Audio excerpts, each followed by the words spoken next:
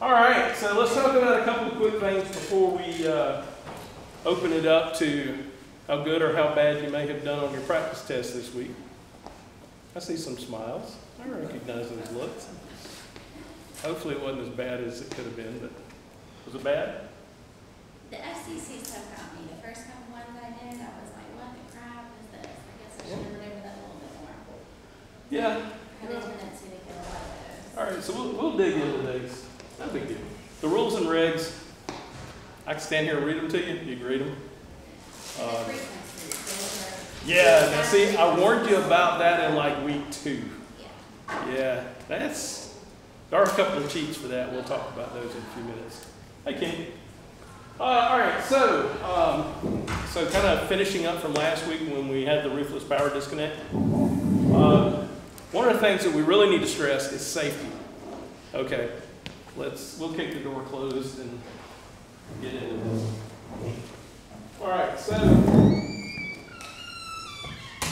we talked about when we went through voltage and current that you can get hurt fairly easy. Okay, so always make sure it's powered off before you start working on things, or you open the hood of any radiator. To that end, there's 2 different types. There was multiple different types. Hey, look at there. Hey, George, toys. They come with popcorn, so be careful. None of us want to help you clean up this room tonight, so make sure you separate. All right, so when it comes to safety, a couple of things to keep in mind is, you can get hurt or burnt from anything really, really hot, especially open flames. You can get shocked by grabbing things that are hot and energized. But there's also another one, because we're creating RF energy. Does anybody know how a microwave oven works? Got some pretty good ideas, right? It basically is a controlled RF transmitter sitting on the side of a cavity, in this case, a box that is fairly well sealed. And it cooks your food with RF. Okay? When you're using radio equipment, be cognizant of the fact that if you have the shielding off, when you key that thing up, your body is being subjected to radio frequencies. Now, you're probably not going to make enough to hurt yourself, but keep in mind, as we talked, because Tyler's fascinated with the land beyond anybody in this room wanting to ever use, but up there in those really stupid little tiny frequencies that have lots of zeros in them. Up there, it's easier to get burnt, because to focus that energy in a feed horn, an antenna, if you will, to transmit that's a lot of energy concentrated in a small space. So what RF does, an RF burn is going to burn you from the inside out. Okay? Just like you cook your food in your microwave, you can cook yourself. Okay, see, there is a shock exposure if you reach up and grab an antenna. Remember, that still has current and voltage on it. But even being in the field of very strong antennas, your body starts absorbing this stuff. And it's a very bad practice to get into.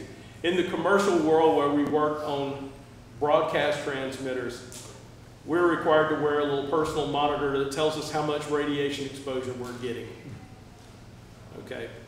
Sometimes we had that stuff available to us. Well, sometimes we didn't, because some of our employers, before all of this stuff become very tight policy and regulations, we didn't have that stuff. So if you're familiar with downtown Columbia, right straight across the street from the State House is the old AT&T building. It's gone by many, many different names now, but it's at the corner of Gervais and Assembly Street. The top of that has a FM broadcast station up there and dozens of antennas with really high power RF. I had a site up there that had 25 repeaters on it. When I went up to decommission it, I actually went up to do the inspection to see what I had up there, what we had to remove legally. When, on the lease, when you abandon a site, you're required to clean it up like it was before you went there. And I found that I was good for about 35 seconds on the roof before my head started hurting. I did it once. I come down and I said, I really don't get flying. What's up there? We ain't touching it. So when I turned the system off, I'm not thinking. It's like, man, my head hurt going out there. I'm not going out there. But I've got to disconnect this antenna that goes into my system. When I disconnected it, I took a wrench and loosened it up. As I took it apart, I had a nice arc. Well, where did that arc come from? All of my stuff was powered down. That was all the energy being induced into my system from its neighbors. Okay? So even though my stuff wasn't transmitting, yeah, I drew a pretty good arc up there. My point being is, always know where you're at and what you're doing. If you go out, if you ever have the opportunity, like several of us have, to have repeaters that we care for out on these taller towers, you always have to know what's out there, what is the safe exposure for me. Whoever runs the site can tell you that because they know. I can tell you the 1,200-foot antenna out in the county that belongs to South Carolina ETD, on the ground, you're fine. You go up the tower, there are things that we have to start doing by lowering the power on transmitters to make it safe for you to work. But just keep in mind, RF burn from the inside out. So you're not going to see a blister. You're just going to have cooked meat under it. Not pleasant. So always make sure before you disconnect an antenna, or you go and grab the antenna on your buddy's truck, that he ain't keying it up right now, because it will smart. Okay? So keep that in mind for safety. That, I can't stress that enough. You will do damage to yourself and you won't know till it's too late. Then you get to go deal with other craziness. Phil. Yeah, we put a new output file into the form of 4.3 repeater. I had a fax years ago. We had to cover off the transmitter and Brooks switch didn't touch one of the calls while it's keyed up. Yeah. And he knocked his elbow off the cabin, get back out of that cabin. So Yes. That was 2 meters. Yeah, that was 2 meters and probably 25 watts. 25 watts. It don't take a lot, it'll get your attention. But unfortunately, the damage is done by the time it gets your attention. Okay, so the other thing when it comes to safety is, remember we talked about Ohm's law when we start talking about how much voltage and how much current is going through a conductor. Okay, before you go and hook up radio equipment in your house or in your car, you can look up online what size cable should I use for a given voltage and current. Okay. There's an old rule of thumb. 20 amps and 12 gauge wire tend to go together. You disagree? Very much so, especially for a mobile installation. Okay. Because the voltage drop is so high at 20 amps, all you got to lose is 1.5 volts and your radio doesn't want to work. Okay. Well, that withstanding, just depends on how sensitive the radio is to voltage drop or sag. You want number 10 or double number 10. Yeah. So you're going to find when you open that box with that new radio that come in it, that they're going to have a given size cable there. The best thing to do is to at least use that size if you can't use one size larger. Okay? And what happens is this voltage starts to drop. So if voltage is dropping across something, we talked about that with resistors. So if voltage and current are running through a resistor, and that resistance is a certain amount, it's dissipating power in watts, right? Okay, so our resistors are rated for how many watts they can dissipate or how many fractions of a watt they can dissipate. Well, you're dissipating this in a piece of wire.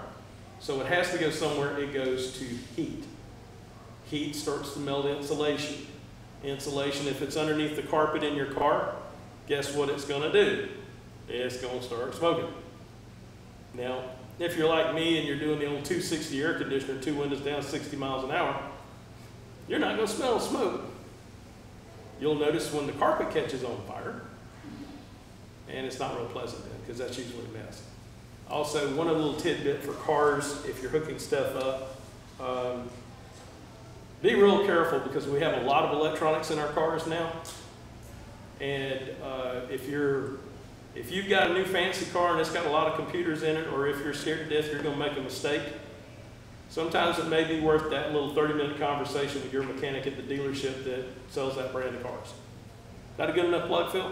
I'll also make a plug too.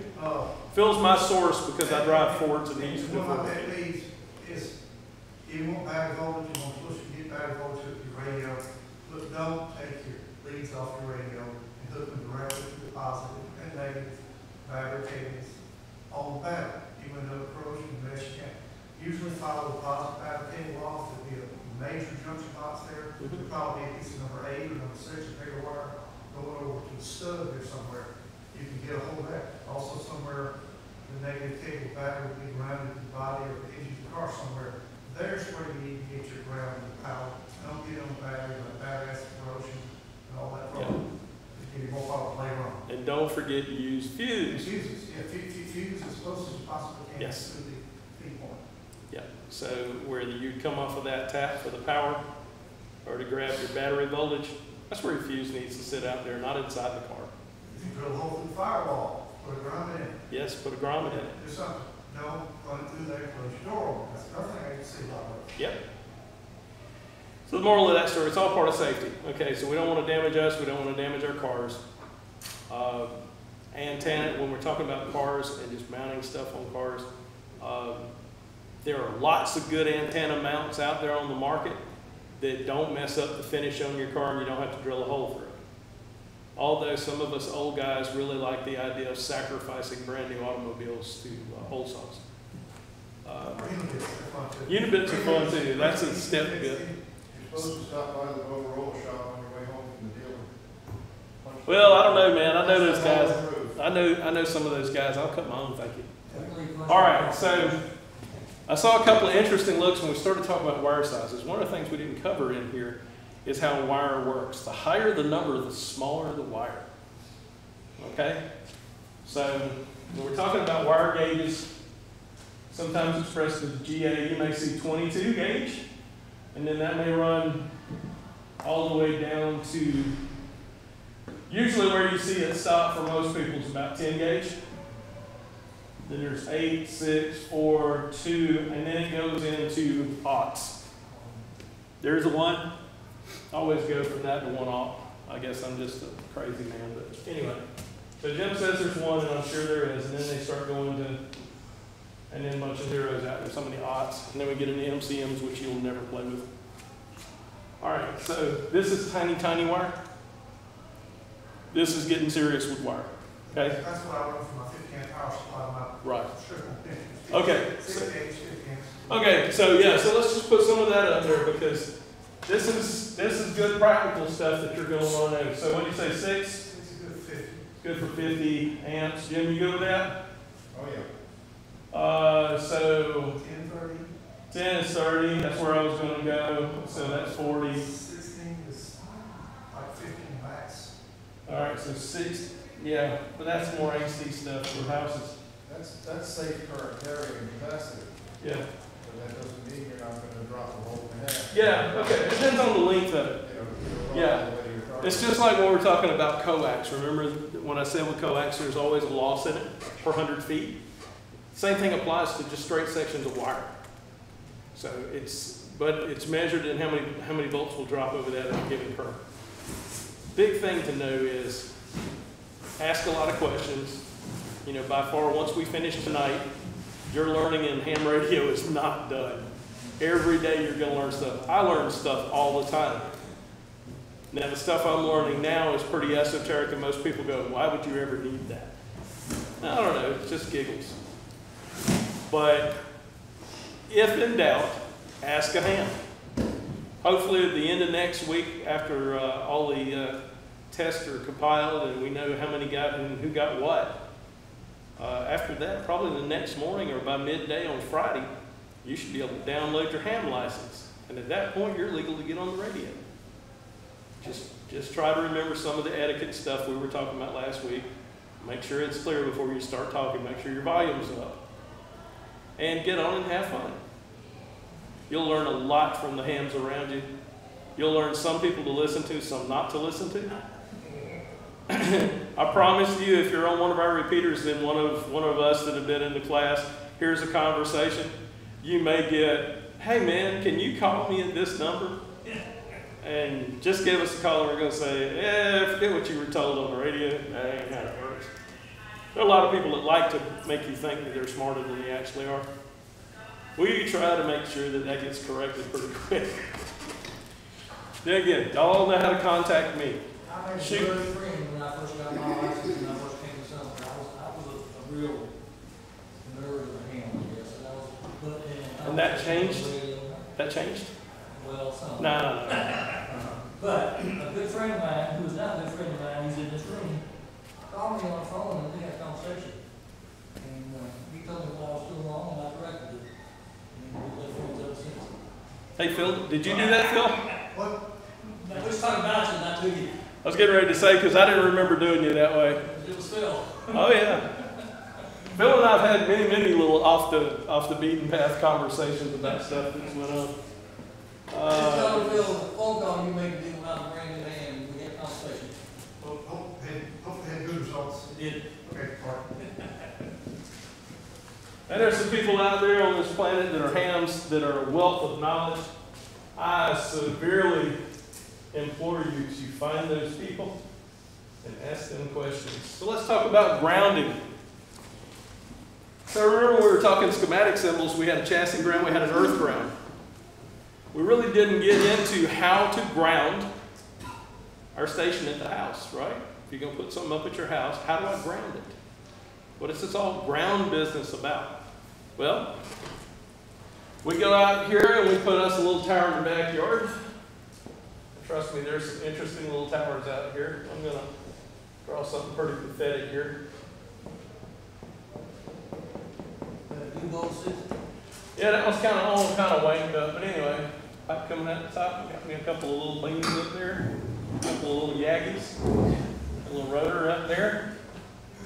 And then here's my, because I have small house, we have to have big towers for small house. Trust me, this is how it works. All right. So the green is going to be my coax coming off of this antenna. Okay. And it's going to enter my house. Okay. So I can run that in through the wall, under the floor, through a window possibly, hook it up to my radio.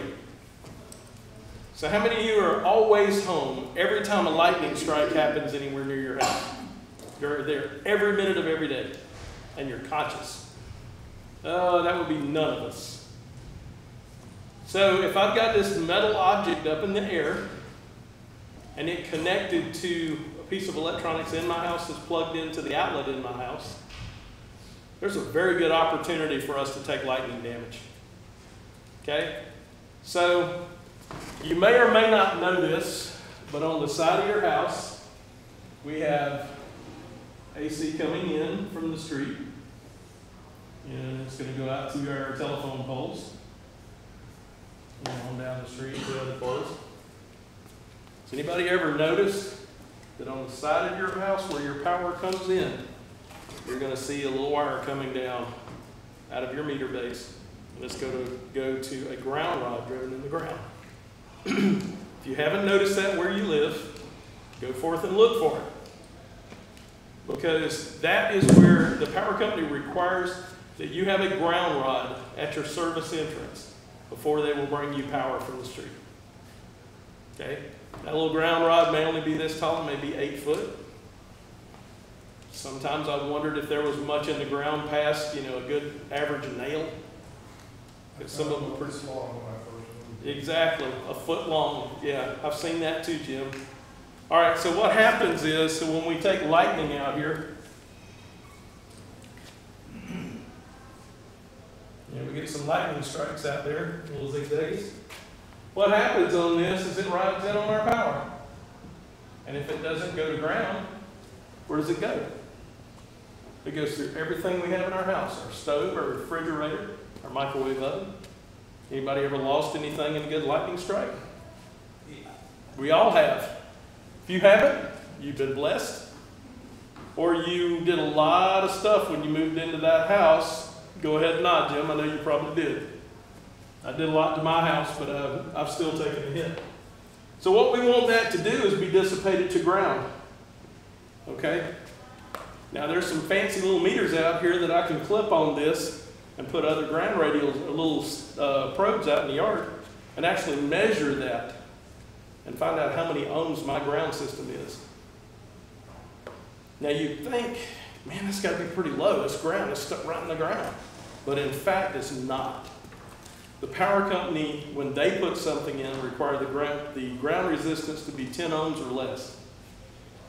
Well, think about 10 ohms and a lot of voltage hitting this from a lightning strike with a lot of current behind it. Oh, well, we can develop a couple of 100 volts of stray electricity just off a good hit at 10 ohms. The big broadcast towers, we try to get below 1 ohm. We spent tons of money to do that. And the reason is because you'll have those occasions to where George Mudd will be across the street in his house from where you have a tower. This actually happened to me and George. One of my sites was across the street from his house, actually down about a quarter mile.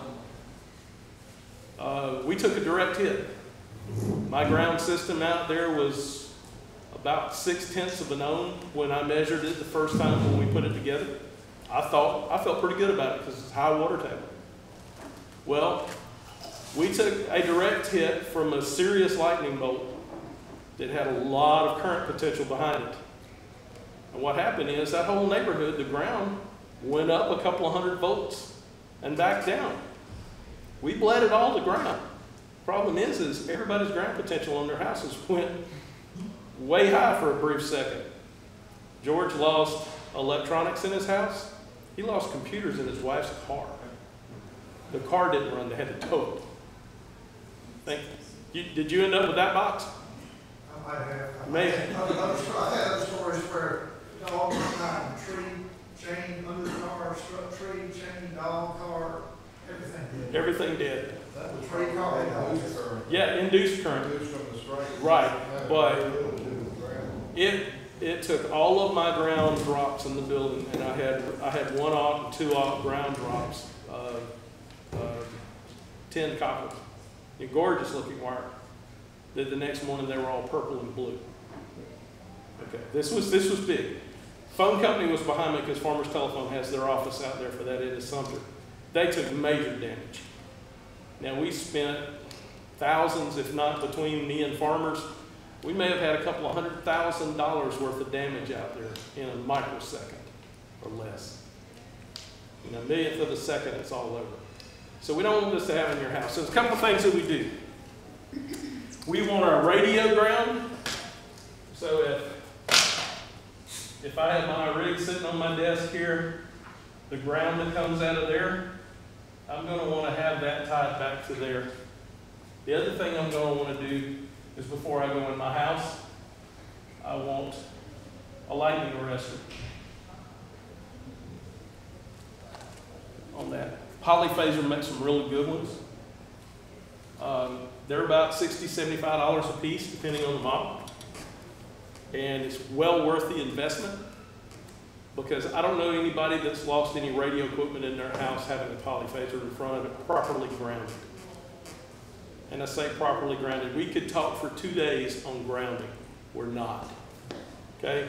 Find one of us old guys. We'll be glad to help you. There's some stuff on our Facebook where one of our hams that was coming to class for a while, I don't know, was that his tower in Sumter or his tower in the islands? No. Charlie's. And he never had to be in the island, because he doesn't have anything until recently in his house.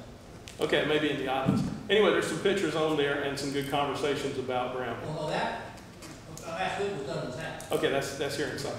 Charlie kind of moonlights between the two because all of his wife's family is down in the Caribbean on a little island that usually gets torn up really bad during hurricane season. Before you go any farther, Yeah. ground that thing, pal. Huh? Ground that tower. Ground that tower. Yeah.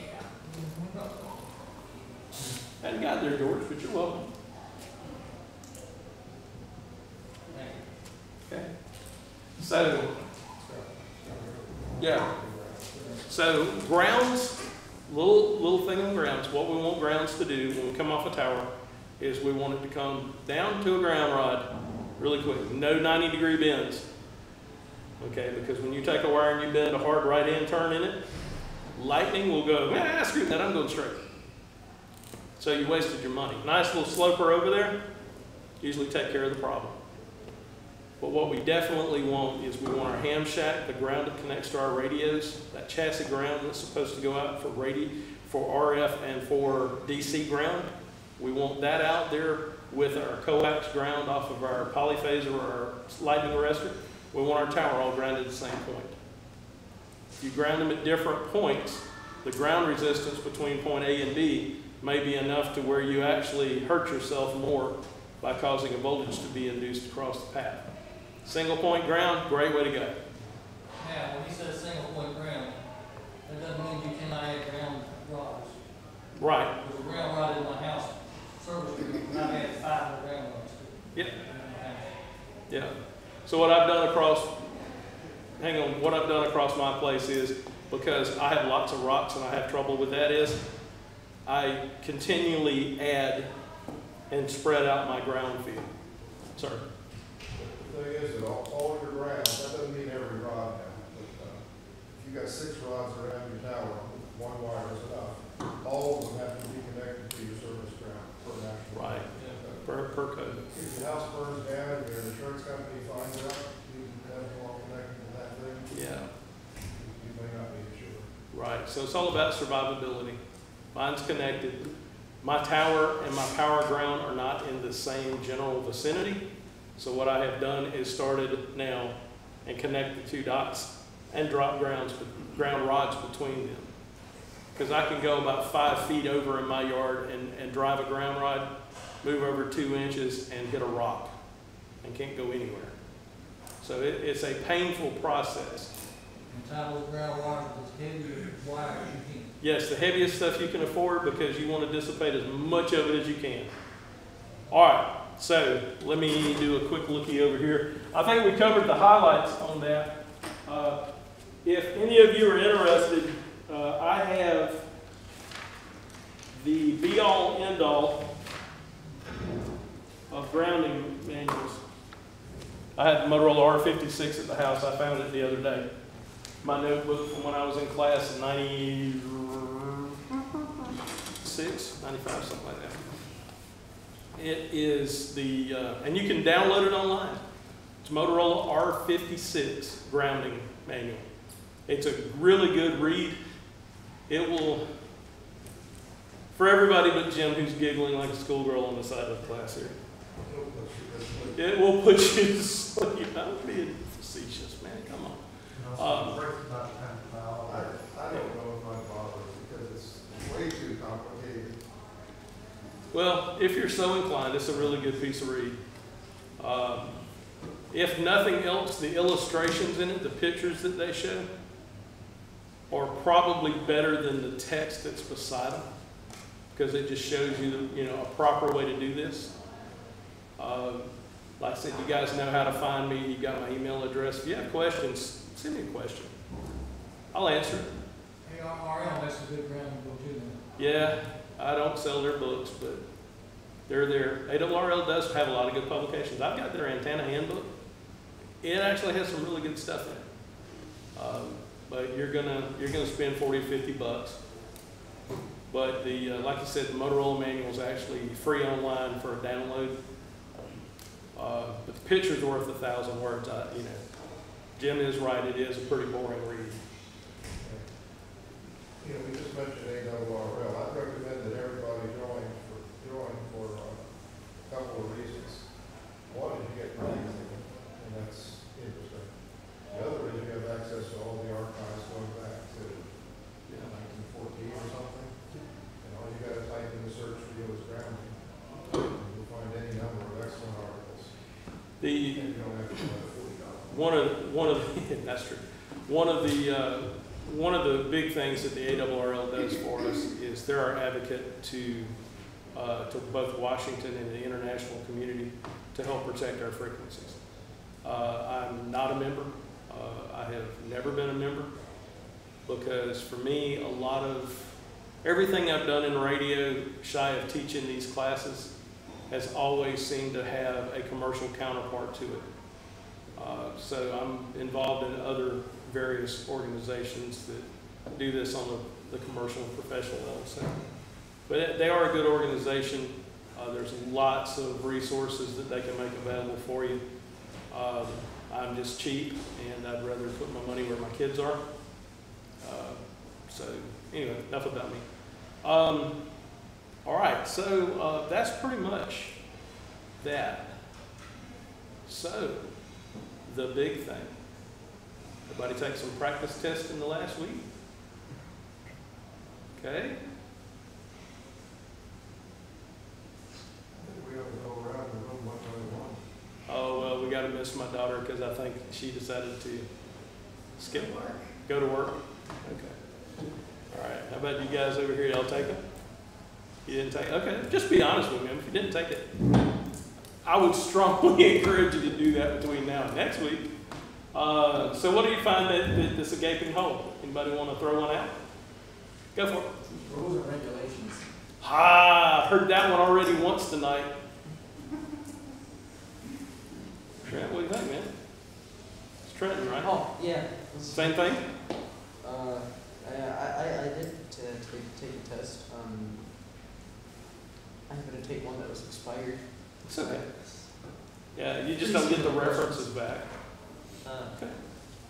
What'd you struggle with? Anything in particular? The frequency and some of the wire stuff. Yeah, okay. And the rules. All right, so rules and regs. Man, those things are brutal. Remember I told you up front I was going to teach this stuff and there, I wasn't going to cause you to have you memorize a bunch of stuff, just to memorize a bunch of stuff. Guess what? Rules and regs are kind of that. You got to remember that stuff. There's no easy way to teach that. Fortunately, they don't ask that many things. The big things that you're going to have in there, it's going to be the stuff related to frequencies. Okay, so let's do a little quick math. You know, I said we wouldn't math anymore. I lied. Let's math a little bit.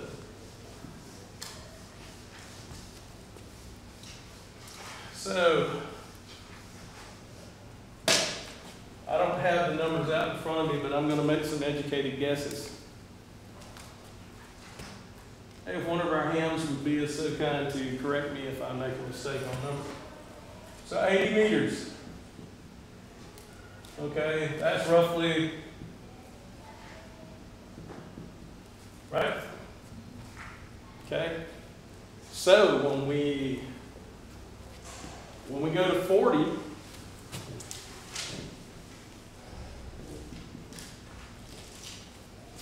okay, so where I'm going with this is inversely proportional. So when I cut that by half, guess what happens over here? It doubles. Okay?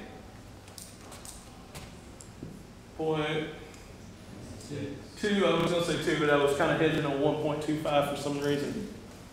Okay, so 20. Anybody want to guess?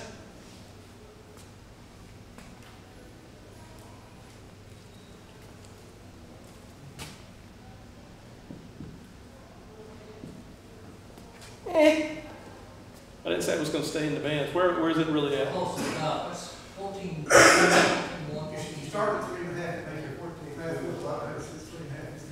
That, yes. If you start 3.5. 3.5. Get down to All right. the band. So 3.5, 7, 14. Guess where 15 meters is? Well, let's do 10 first, then we'll come back to 15. 10.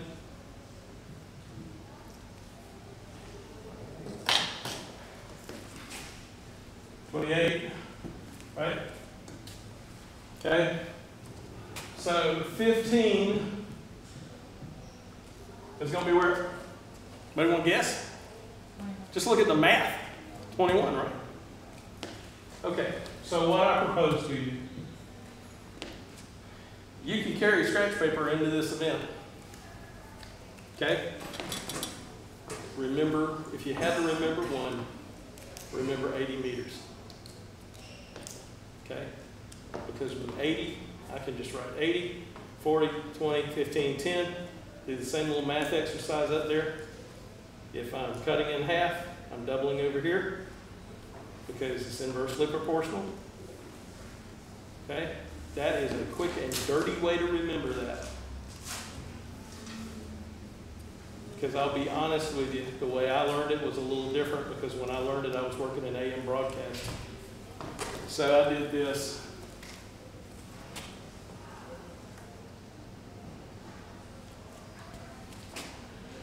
That's 1.6 something, right? 1.8.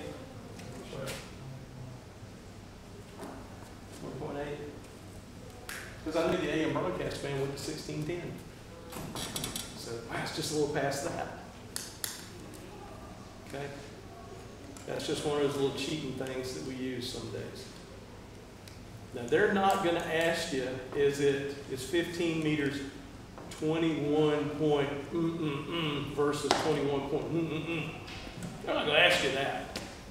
They may ask you, is 15 meters 18 megahertz, 21 megahertz, 36 megahertz, or something other stupid. Be fair question, they have a 10 meter band frequency that's what they operate in, so they're. Yes, that's yes, that is a valid question That's a fair question. for 10 meters. Yeah, what frequency can you operate on 10? 28 point. 28.8. What, 3? Okay, 28. back in your book to the end between chapter 1 and chapter 2, there's that, or that page that I gave you that was all red and everything. Okay, 10 meters is going to be 28.3, 28.5.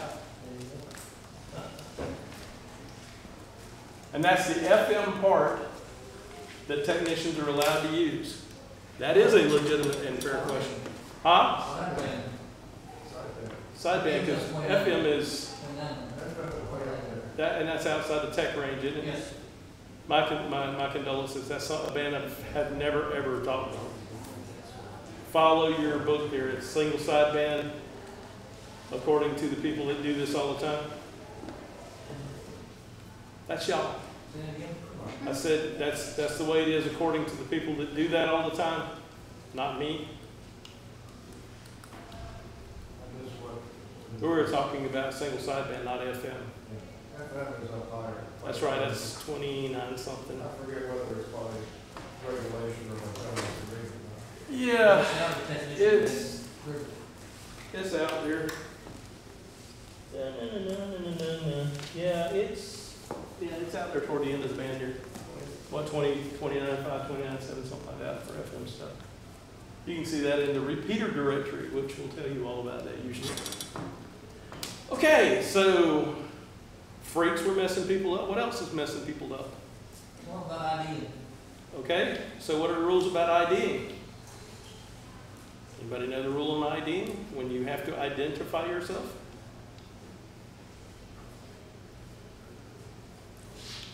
I'll tell you my take on it, and then I'll give you the legal take.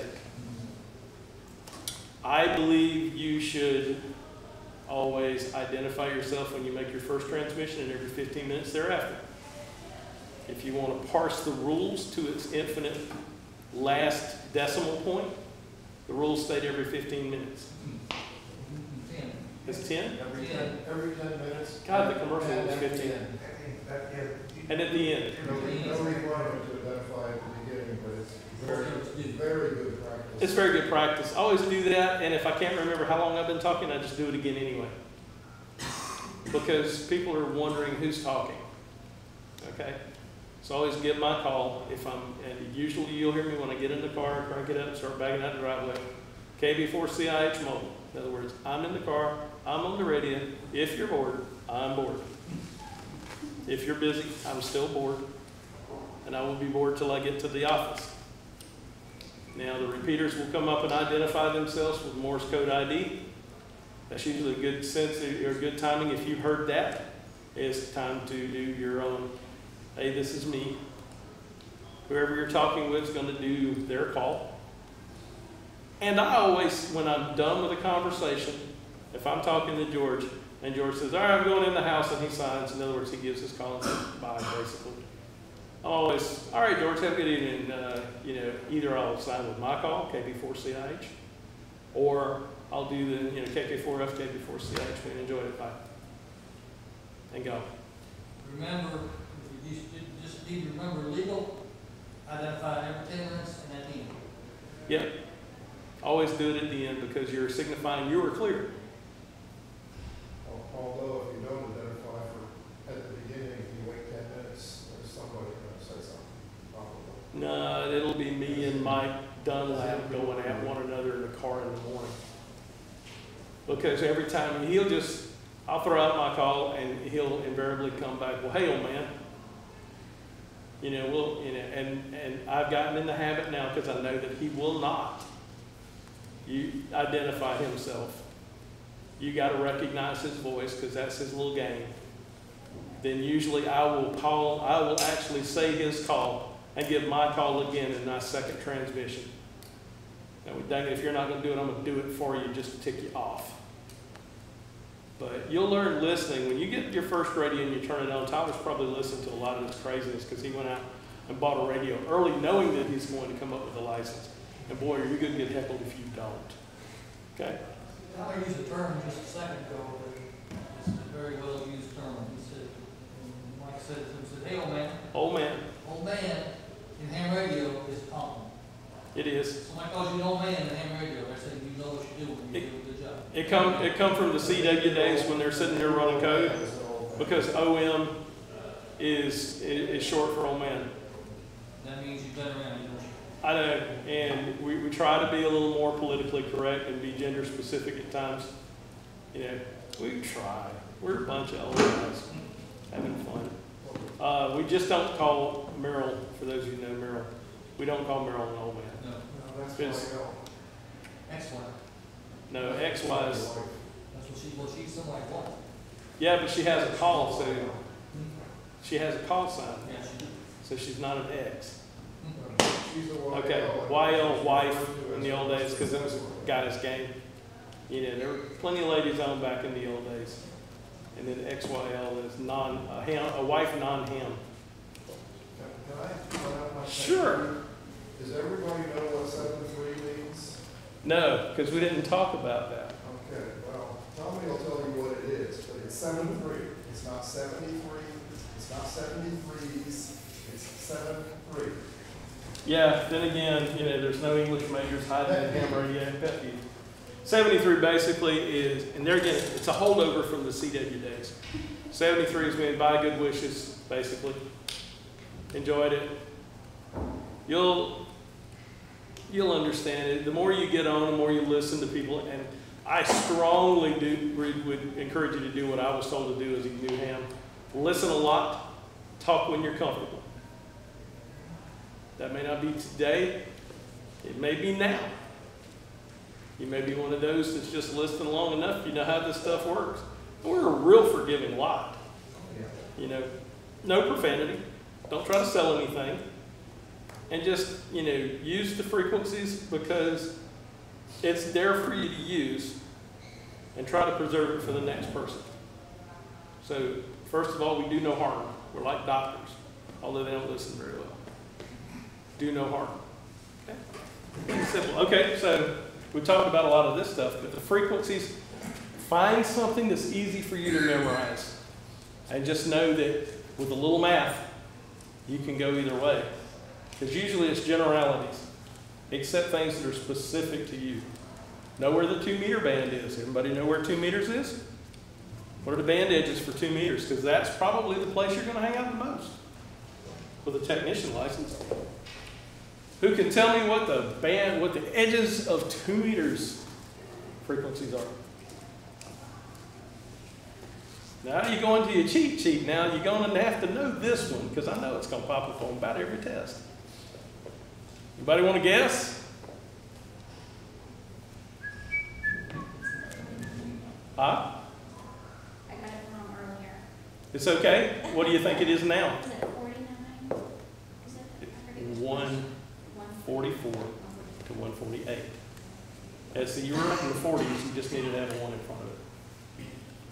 Okay, VHF. So it's going to be 144 megahertz, 148 megahertz is the ham band for 2 meters. Okay, remember that we had a formula early in the book that you could find what the meters are based off of the frequency, or vice versa. Go back and look that one up. I believe it's in chapter 2. That's a little math. That's when I think it's a whole heck of a lot easier to just remember, try to look at the bands that you're going to commonly use. So where the ham's going to hang out in the technician class license. 2 meters, 144 to 148. You're going to have the 430 to 449 range, but the FM part of it's 440 to 449.95. Not quite 450. Okay, that's our 70 centimeter band. Very, very popular. Outside that, that's primarily where you're going to hang out. At least know those. Radio U.S. 770. Yeah, all the DMR stuff is on, around here is on 70 centimeters. Okay. All right, so who got hit with another question or something that was kind of confusing? Tyler, you get any of them? What'd you miss? Every once in a while, one will trip me up on stepping. On stepping? Yeah, so like, receive on this, but it's, Oh, we're talking for some offsets? reason I'm going up like 600 kilohertz. Okay, so the offsets for repeaters. That's where that was. Okay, so remember we talked about repeaters and offsets and the transmit frequencies and receive frequencies? I'm gonna leave that up because that may come back and have fun tonight. Okay, so in repeaters,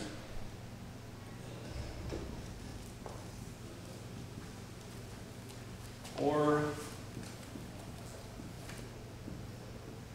everybody understand when I say duplex in parentheses? That's transmitting and receiving at the same time. So the system is doing that. Clearly you're not, because your radio is not capable of doing both at the same time. So to be able to do that, we have an input frequency and an output frequency. Okay, all of those are frequencies. All right, so one of the popular ones in town, our fire-breathing Ninja Turtle's been around for a long time. 40 years. Yep.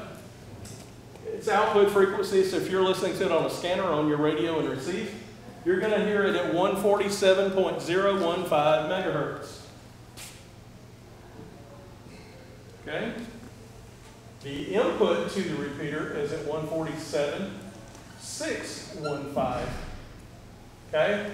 So what this is, this represents a plus 600 kilohertz offset.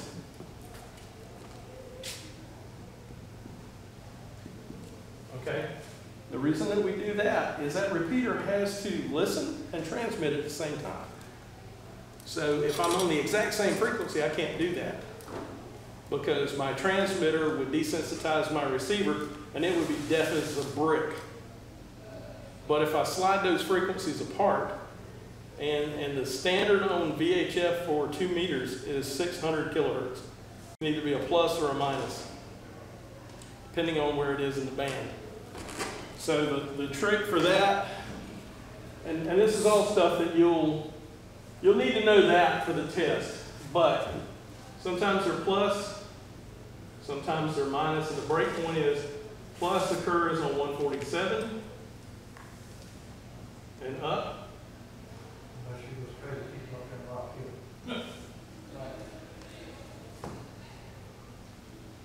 Except for that crazy one in Rock Hill. Yeah, crazy one, Rock Hill. Okay. 147.03 minus 600. That's because it's another whole 3 system. Yeah, so the standard practice is 147 and up. It's going to be plus. Like Columbia and Murphy, 147.675. One's 162, one's 100. Yeah. Why they did that, they just decided to bug the system. Now all of the repeaters that are down here in the 145 dot, or down as well, or excuse me, yeah, up, 145 and up, are all minuses as well. So that's your offset stuff. So when we start talking about, better pick that up, or you guys will see stupid pet tricks tonight, and you'll have to wheel me down the hall.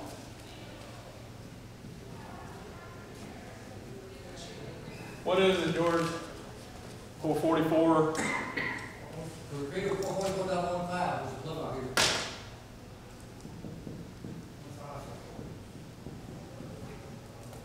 That's the only one, 123. Thanks, George. All right. are 1 from 6, but that's the only one that's still 123.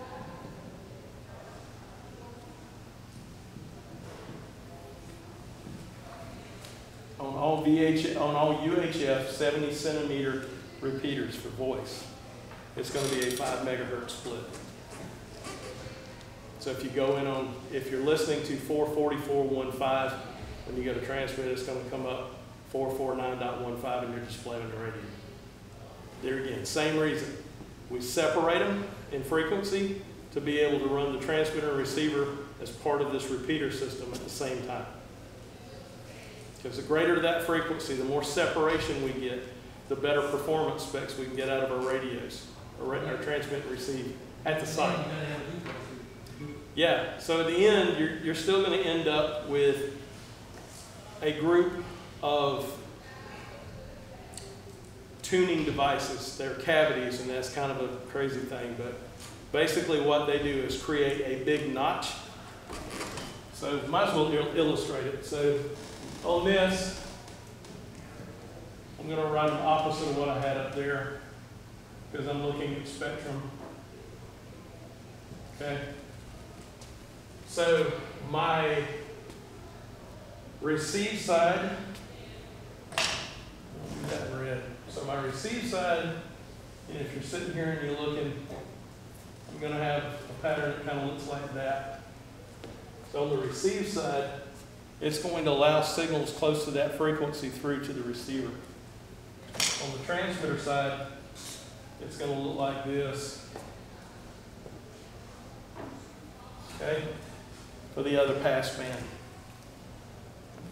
I'm not going to look at it upside down in negatives tonight, because that's what it really looks on a spectrum analyzer. I got my nice notches. Yes, sir? I have another question. Mm-hmm. Has there ever been a repeater that receives on one band and transmits on the other? Crossband repeat? There are. They are rare birds because my humble opinion of that is I don't like it. And the reason is because when you go in on one band, you expect it to come out on the same band because of normal day-to-day practice. Where you go in on one and come out on another, or special occasions or for special purposes. And that requires the user to have more knowledge. You don't have a guarantee that everybody's going to know what you know. So when if they go in on one freak and they come out somewhere else, chances are they're not going to believe you're there because they don't hear the return product. That kind of makes sense? Because you want some gratification that I know it's working. But if it goes that way and you don't hear the output of it, or you can't hear the output, did you really do anything? You know, you may be bothering the crap out of them because you're eating their lunch and you know they hear you talking to a friend on a simplex frequency right on top of them. But my opinion of that is that, well, they decided to do something down there that not everybody knows about. So that's kind of out of your control, so they can't get mad at you. So now you probably work full duplex, UHF, UHF. Oh, I know. I've done that too. That's fun too. There are times when you're doing just crazy stuff, but in fairness to them, yeah, one was on VHF, one was on UHF, but if you had keyed up on either one of those frequencies, one of the two would have talked to you. And the other one would have known you were there because they would have said, hang on, I got another guy on another Well, frequency. we had to keep because we both keyed at the same time. We were full duplex, just like our Oh, yeah, well, that's bad on your finals of your radio. Yeah, well, we did it for long. Yeah. We only attacked the highway patrol coming through the swamp for a certain period of time, too, but it's another story. All right, does this kind of stuff make sense? We found out how to shut KR11 and KR12 radar. KR10s, 11, 12s down, going through the swamp. The highway patrol sitting out there slapping their radar unit in their car trying to figure out why it's blinking RF overload. Me and my brother just driving through the swamp. 10, 12 miles an hour over the speed limit. It was kind of fun. And we did crazy stuff because we were listening to them on their frequencies, and if we could hear them simplex in the swamp, we knew they were down there. So we just went into the swamp at Gardner's Ferry, or 378, and just, well, destroy their little radar detectors for a while. Try this at home. Don't try this at home. Anyway, hey, you gotta have fun. So what else did you get hit on the practice test with that you didn't see coming? Everybody good with Ohm's law? Ohm's law is pretty straightforward. I think it was the one that it was the approximate length in inches. Oh, the antenna? Yeah. You know, the one that I bet that you guys would struggle with is who, okay, so let's turn that into a question back to you guys. What is the formula for finding a half-wave antenna at a given frequency? Okay? I understand. You got to remember either the quarter wave number or the half wave number, because if you have the other, you can get the other. Because the half wave is twice what the quarter wave is. 238 or 468. So 468 over frequency in megahertz. Half wave. Okay? Half wave antenna. 468 divided by in megahertz. Measures how many feet? The feetses? I heard you. The feetses. All right, so our antenna. So this distance here is equal to that number there in feet. And you just find the inches. Okay, that I get. Yeah, so you divide it by 12. Yeah, because, okay, so, you know, a couple of the big ones are, so how long is an antenna at 2 meters? A quarter wavelength at 2 meters is roughly about 19 inches. At 440 megahertz, how short is that antenna then? About 6 inches. There's not a lot of math you're going to have to remember in here, but I promise you, this one's going to come up and bite you. Because you're either going to get bit on, is it the half, what's the length of a half wave at a half wave antenna at a given frequency? Or you're going to get the, what's the length of the vertical radiator for a quarter wave antenna at this frequency. So if you can remember 468 for a half, then half of that is 234.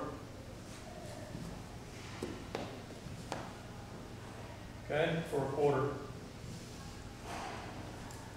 Ooh, I didn't quite write that time. Set it backwards. I don't know about y'all, I have to think about lambda at times. That messes with me. That's just one to commit to memory. Tyler, you got a question? I just realized why that number looks so funky and weird to me. It's because our guard frequency, like the emergency, you got something wrong frequency, is actually 243 megahertz. Yeah, don't let that mess you up. Yes, sir. Do you mind going over Ohm's law a little bit? I do not. We can do that. That was the one thing I really don't. Okay. Ohm's law. Okay, everybody good with what's up here? Is people still scribbling? Going once, going twice. I'm taking the whiteboard.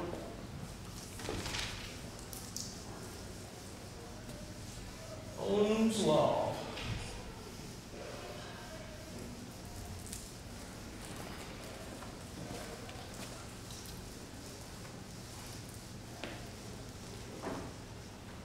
Okay. So we have our big circle.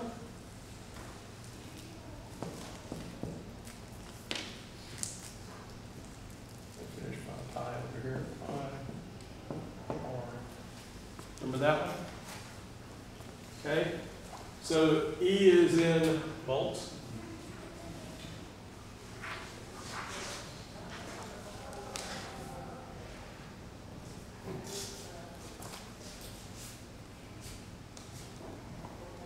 Okay. So E, or energy, or electromotive force. So if I have 2, I can find the third. All right, so let's look at the formulas that we can derive out of here. So the first one here is I times R is equal to E. In this case, E is going to be in volts. Okay? Or I can get E divided by R is equal to I, which is amps. Okay, or I can go E divided by I equals R in ohms. Okay. Everybody remember that? Best way to remember is that stupid little EIR. If you can remember that symbol, it gives you the way to fix the formulas. It has a cousin, the power formula is PIE, if we're trying to figure out power. Okay? So let's run some quick numbers. If I have, let's see, if I is equal to 10 amps, and E is equal to 10, and I'm doing this so you don't need a calculator, folks. R is equal to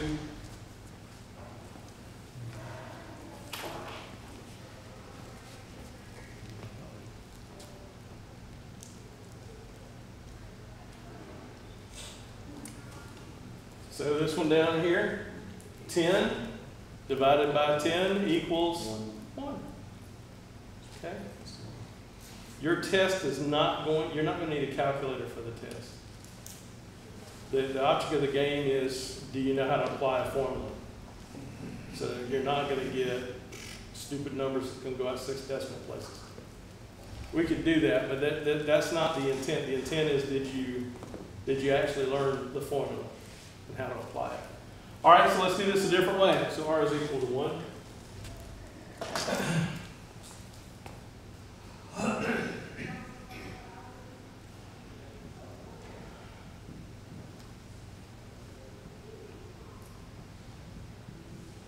Okay? And yes, I'm trying to keep it simple. So, what is E? What is our voltage? What'd you say? 100 volts. 100. 10 times 10 is 100. Okay? Yeah, it's 100. Okay? That kind of, just a little math jog memory thing. That's one of those, if that's the kind of stuff you're missing, I would strongly encourage you next Thursday afternoon before you come down here, just go back and go, okay, there's my circle, there's my letters in the circle, divide the pie, write the formulas beside it. Because it just refreshes it in your head. It's been a long time since we covered that, so that was a good question. Okay? What else we got, guys?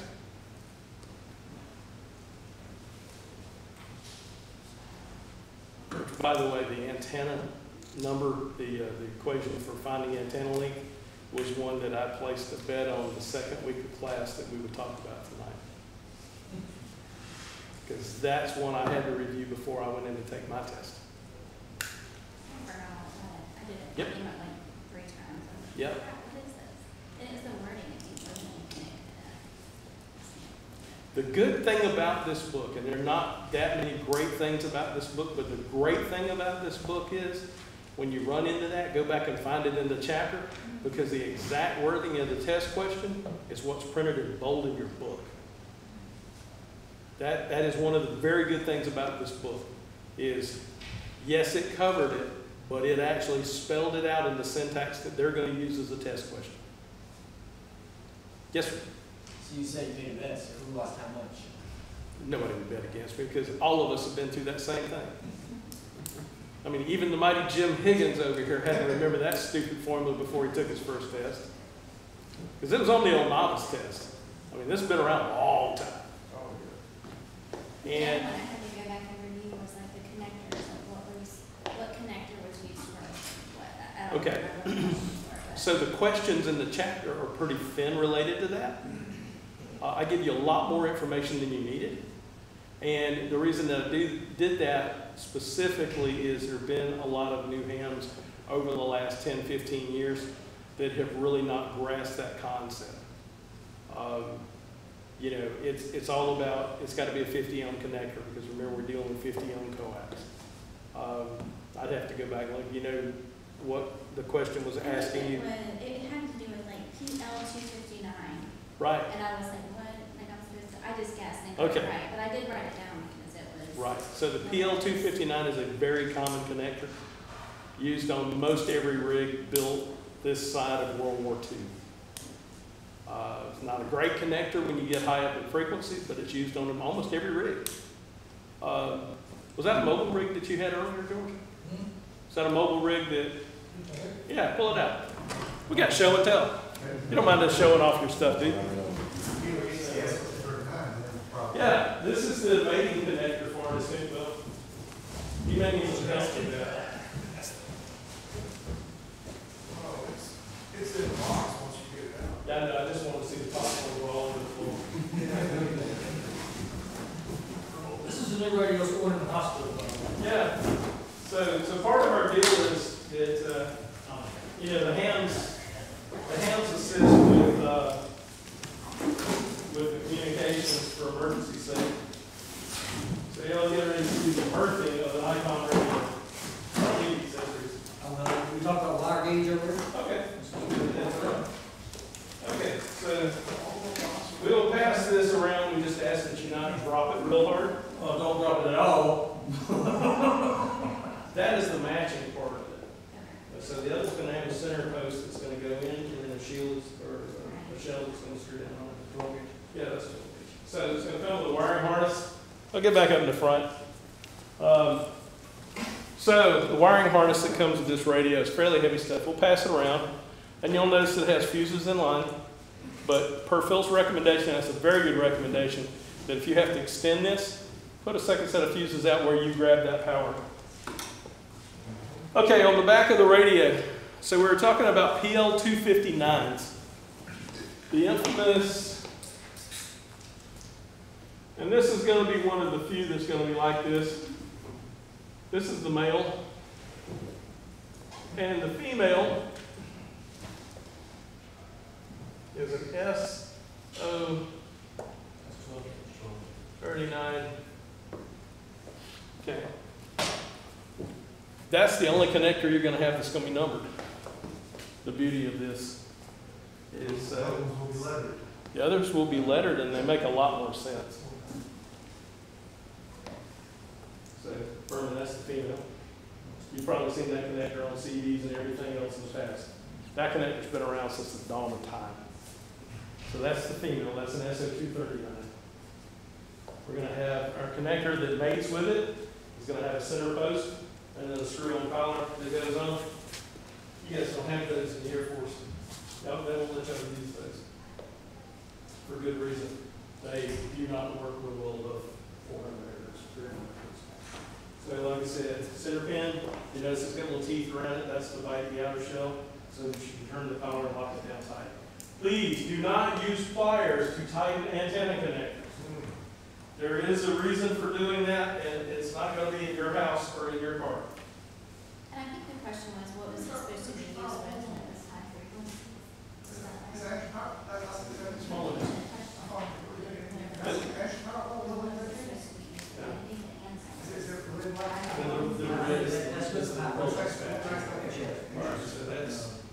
That's the female. So that's an SO239. The 259 goes in it. You should have that on the end of your downstairs where it is. Okay. That you say that connector, I'm sure. That's the SO239. That's the female that the PL259 goes in and tightens down. That connector's been around all the time. So if you got any other old radio equipment, you've got that connector. I'll pass the radio around so everybody can drool on it now that I've finished playing show and tell. That was my Vanna White moment for the night. Thank you very much. Okay, so this is the only one that's going to cause us great aggravation. Because oddly enough, the BNC connector, guess what? Show and tell. Yeah, I didn't bring show and tell tonight. Here's BNC, which radio? Okay, we'll pass that around.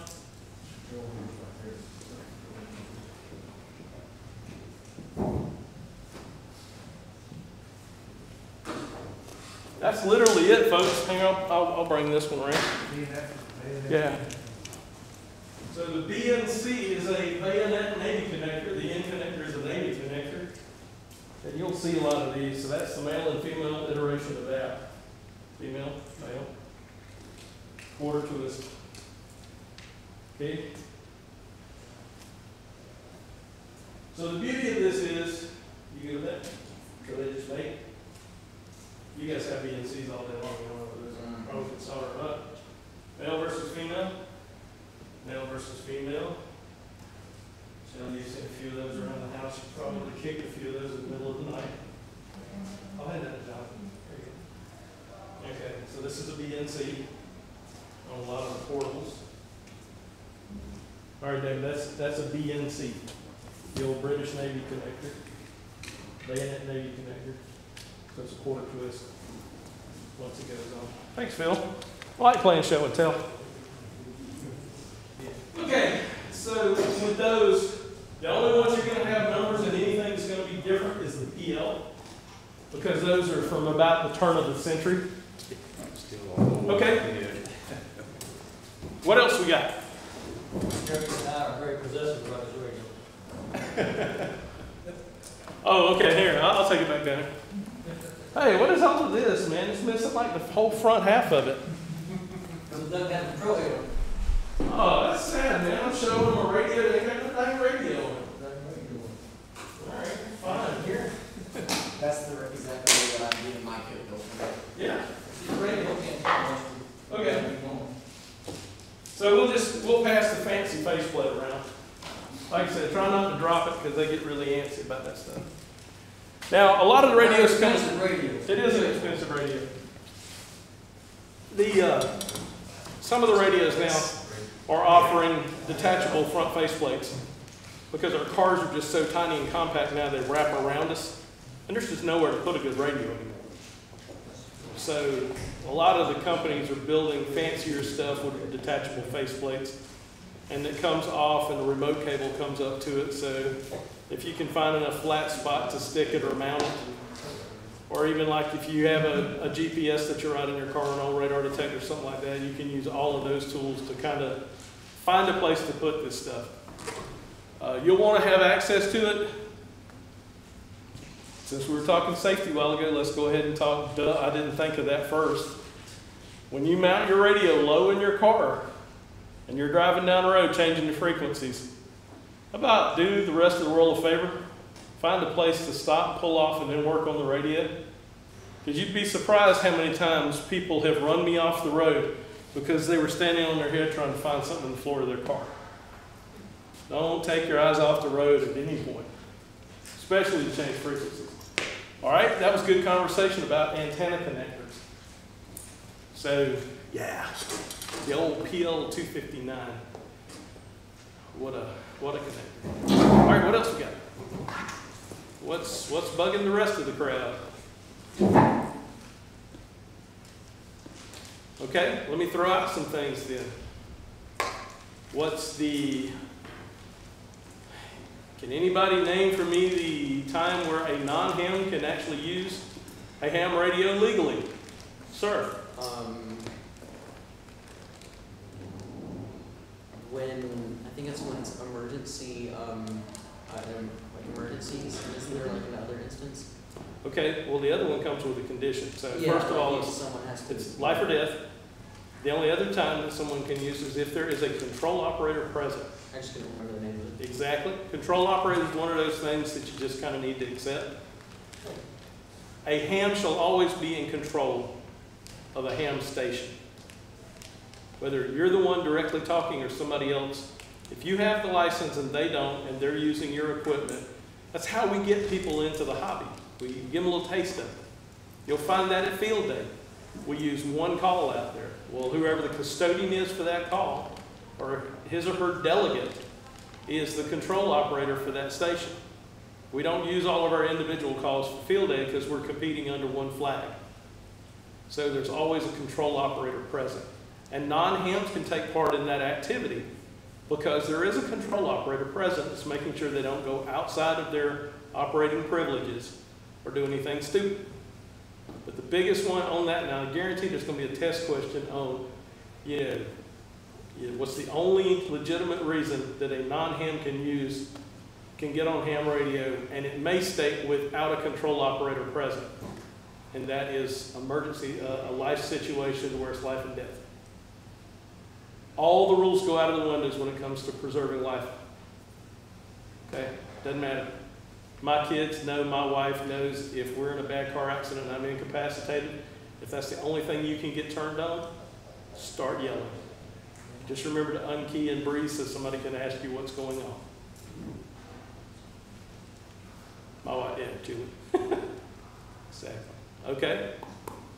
Guys from the peanut gallery, you know what's going to be on this test. Both y'all are VEs. Toss one. We haven't seen the test yet, so. Okay. Thought they were going to bail me out here. Because these are the heavy hitters. Y'all know. Thank you. Yeah, the big ones, I can tell you the big ones from all times. We talked about them tonight. What's the length of a dipole? You got to know the formula to get there. You know, it may just be a question about the formula. You know, is it 525 over frequency in megahertz, 468, or is it 123, or is it like 10,000 or something other? I mean, they're pretty easy multiple choice questions. You know, they're not going to give you one that's one digit off. It's going to be radically different. Unless you take Yeah, once you move up to the extra. They get up there and they'll have the plus or minus sign on it. Yes, the higher licenses will do that to you. Leave the letter off the answer, like leave the J off. Yes. And so leave off the letter. Exactly. So the trick questions come later. Yes. And like I said, that's for the guys that really want to spend all the time doing this. It's a worthy test. If you get that license and you didn't do like a certain person that I named last week did and guess it, how he guessed 3 license tests in a row back to back, I do not know. Lucky guy. Think you didn't bet then? I tell you what, my feelings was hurt. I'm going to be honest with you, because he sat in my class and honestly I thought he was sleeping most of the time. And when he admitted to me after the class that he had guessed his way through it and walked out with an extra license, I was offended, because I will always be the teacher of record for that class. And his ham license will always be on my forehead, because I'm the guy that taught the class that he went and guessed the answers because he didn't pay attention in class. Yeah, I'm still hung up about that. It's been 30 years. I did have to go back and review, my first test, I did terrible on. Yep. Now the second It's one okay. was better because I kind of knew what to expect, so a little Right. bit more. But tropospheric ducting, Ha was ha. another one that kind of threw me. I was like, crap. Okay. I heard the name, heard the Right. terms. Okay. I had to go back and read that one too. Okay. So let's go over the whole ionosphere thing again and maximum usable frequency.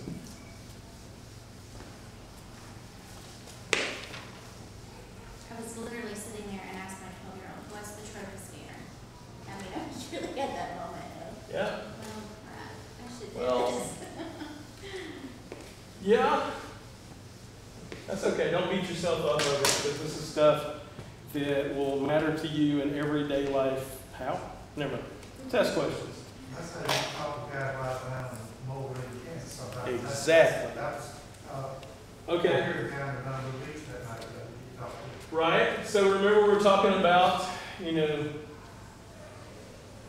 the rock, third rock. Okay. And then out here is our atmosphere around us. Okay. So the ionosphere has multiple levels. Okay. And they're detailed in great detail in the book. The E, the F1, the F2. So what happens as the big glowing rock in the sky that will not be drawn to scale? Oh, here. This radiation just heats this sucker up. Then at certain times of the day, the different layers reflect, or they let signals pass through. Okay? So what that determines is, at given frequencies, like on 80 meters and 40 meters, they work really good at night, but kind of crappy in the daytime. They can be real noisy. Then, during the daytime, 20, 15, and 10 work pretty well, but at night, they don't work so well. So what happens? So let's look at like 15 meters. So at night, when the sun is shining on the other side of the planet, Okay, and there is no real big heating going on out here.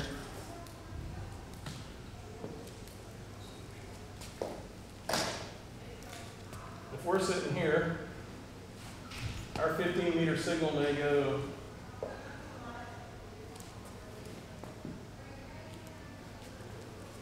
right through, go out to space, not reflected back. Huh? Forever. Okay.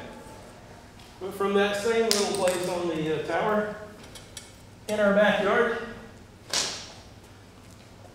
we go down to 80 meters.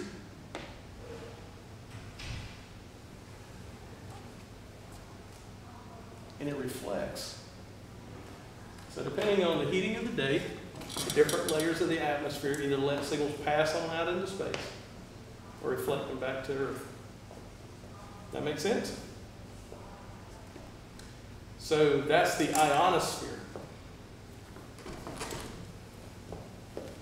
So, and the different, like I said, there's the different layers. There was a video from that week that illustrates all this really, really well. I do remember. If not, I'll lie to myself and tell you I remember. I'm pretty sure there was. That was back when we had the video instructor teaching the class and all I did was stand up here and look goofy. Okay, so if we draw, let's see, I can't even draw the coast of something like that. Okay, we're here in South Carolina, and there's a station up like in Virginia or something other, or one down here in the island chain. And we have a weather front that comes sweeping through. Okay? Yeah. We have a little weather front that comes moving through. Then sometimes we end up with these little ducts. And this is the way to remember tropospheric ducting. Okay, the ducting part is when, I can't normally talk from this point to this point, but a little duct opens up, kind of like an air conditioning duct, along that frontal boundary where there's two different masses of air that for a short period of time may make radio propagation just go. You just ride up that little cold front coming through. And the ducting part's the part to remember. That happens in the troposphere as part of the layers of the atmosphere. But you're going to see ducting, and the only ducting is tropospheric ducting that we ever really talk about in radio. Okay.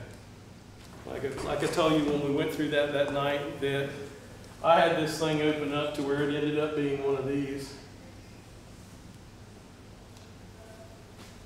To where I had a 1.5 handy talkie talking to a guy in the Bahamas. When it happens, you'll know it. It's distinctive. And that'll be a memory you keep for a long, long time. Because it shouldn't work. But suddenly it did. The atmosphere is our friend. It's a necessity for how things get done. Let you put all that stuff back together. I'll throw it. George would whack me. Okay. So we have those moments when it opens up. Some of the guys that I've taught were big CBers in the day, and they think about skip like this. Well, skip is more of the refraction and reflection of signals in the ionosphere at different times of the day.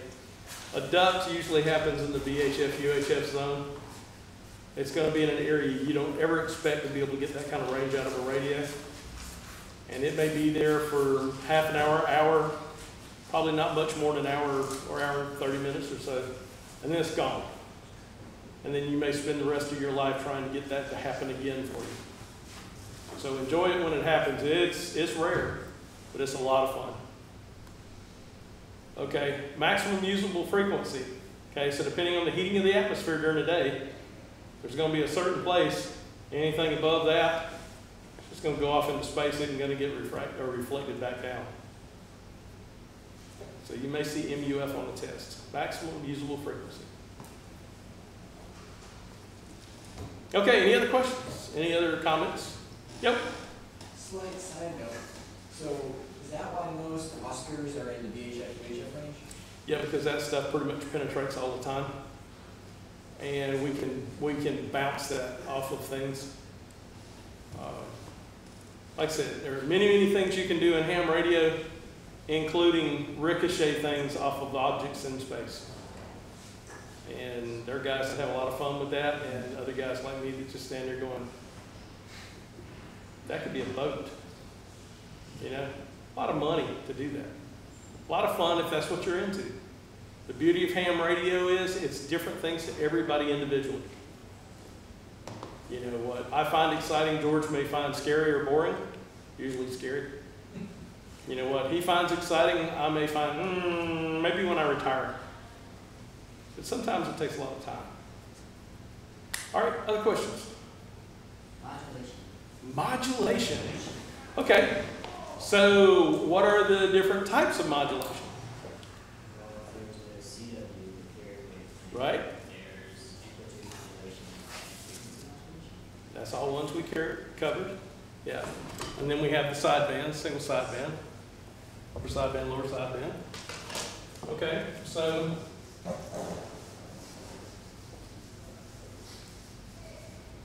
in that, let's see, get off of the red, let's go back to this. So that's my spectrum out here from, I'm just going to throw some rough numbers. So from 3 megahertz to 4 megahertz. Okay, so CW is going to look like a spike like that. When my transmitter turns on, I'm going to see it's going to be a very narrow pulse because it's fairly narrow. They have a little trash beside it, you know, for the purist. All I'm doing is turning a transmitter on and off, on and off, on and off repeatedly. So in the receiver, my receiver hears that signal, and with a beat frequency oscillator, it's going to create that tone that we hear. And all that is a little oscillator that sits in there when it sees that signal. Because one of the things we talked about that night was mixing.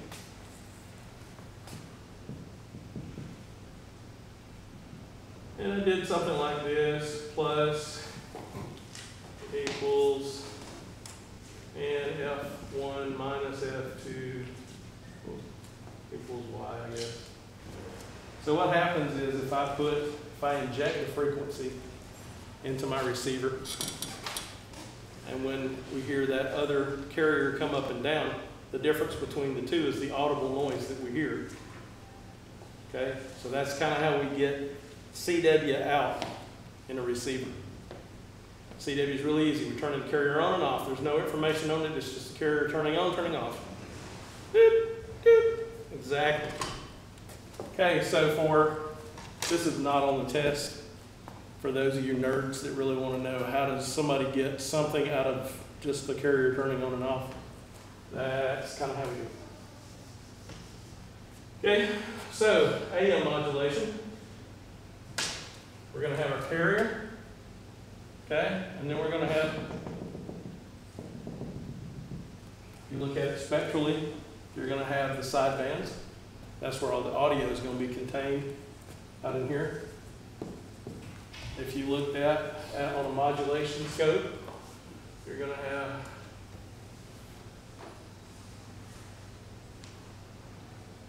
apologies in advance, I'm not a symmetrical drawer. So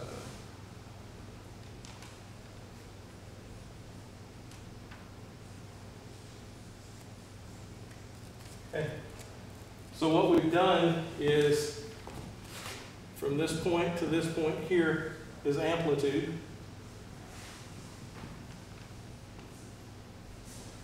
Okay.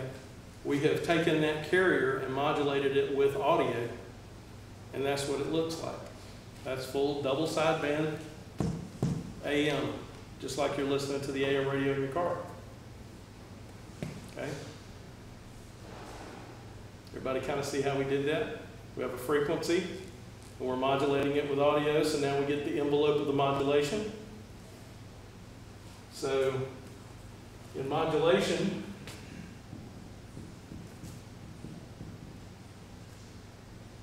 modulation. modulation, not modulating.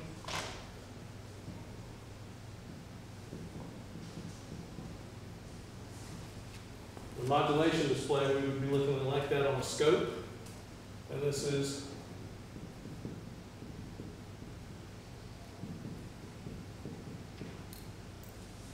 okay. So we're looking at two views of the same signal. The modulation envelope and what it's doing spectrally. Okay. FM, well, let's talk about sideband first. So remember when we were talking about single sideband? We said, so if I can create a tone on CW just by carrier going on and off, well then, if it's single sideband information, I really don't need both sidebands of the AM. I don't need all that spectrum made up. Because if I have one side, then I can create a mirror in my radio for the opposite side that isn't there. And somewhere between the two is going to be the carrier. So, this is the carrier here. So, what I can do is first suppress this carrier. And I'm going to do that with just the little dashes. Okay? Because I can re-inject that on my receiver. And because these are symmetrical, the information is contained in the lower is contained in the upper. Okay? I can take one of these off. And then this becomes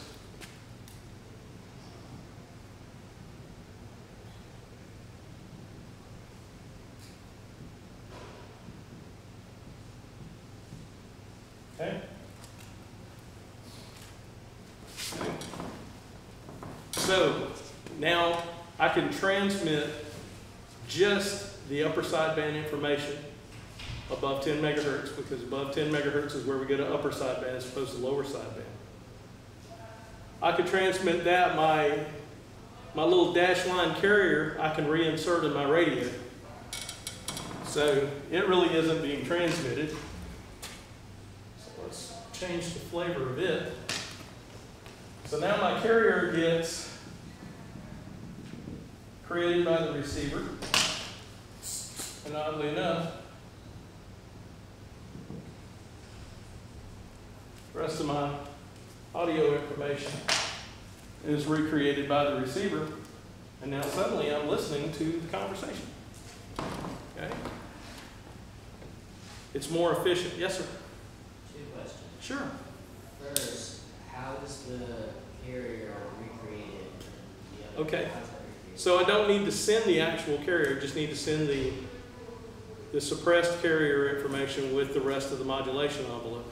So the receiver, when you're tuning, if it knows that you're on upper sideband, it knows that that energy is always going to be to the higher side of where the carrier would be. So it kind of superimposes it back and recreates it. Then it does another envelope on the opposite side so that it has all of the information that the receiver would ever want to know. And if you're off a little bit in frequency, you're going to hear the pitch of the person change. So as you dial around, you're looking for what sounds natural. So some are going to be like, and then it's going to open up, and then it's going to be, up high.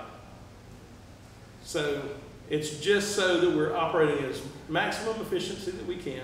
The sideband allows us to get rid of that part that we really don't need, because the radio can recreate that for us. So we're only transmitting a certain amount, so we get a lot more people in the same amount of space. Okay? If that, go for it. The second question I have, Mm-hmm. and it may be above the scope of this license, but Okay. how does the sideband send audio information? Like how? So basically, I create double sideband audio, just like I would an AM transmitter amplitude modulation, and I whack. To make it simple, yeah. It pretty much just whacks the backside of it off of the front side. I hope that's okay for you guys. I'm trying to keep it as simple because we can get deep in the weeds, but you won't learn anything. It won't be on the test. It won't be on the test. Biggest thing that's going to be on the test is, which, Talk about it after class if you want. yeah, which is, where's the break point on upper sideband versus lower sideband? You never need it unless you get into building records. Yeah, Exactly.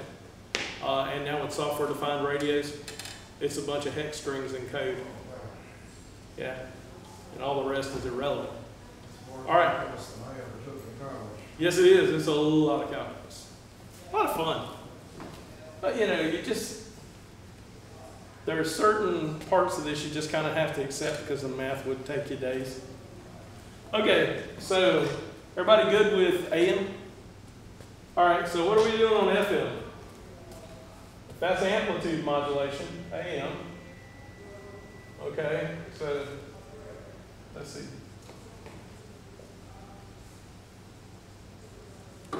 That's not exactly right. They all should be the same height. So that was gibberish. Okay. So basically, on frequency modulation, we're going to take our carrier and we're going to vary at either side of its frequency, and we're swinging sideways. So you take amplitude and turn it on its side and look at it, and you kind of see it doing this. And that's the modulation envelope for that. That's why FM is so quiet. It's because lightning spikes do not create audio. Noise doesn't really create audio. It's the swinging in frequency back and forth. All of that's true when it comes to sticking audio in it. We can stick ones and zeros in it, especially if we convert the ones and zeros to two different tones. And we make lots of racket on the radio at that point because we're sending square waves. And all it is data pulses. We can decode that on the back side and listen and see data coming across. So it doesn't matter if we're actually, creating audible tones that's encoded, modulated, or whether it's just square waves. Okay, good question. All right. Anybody else?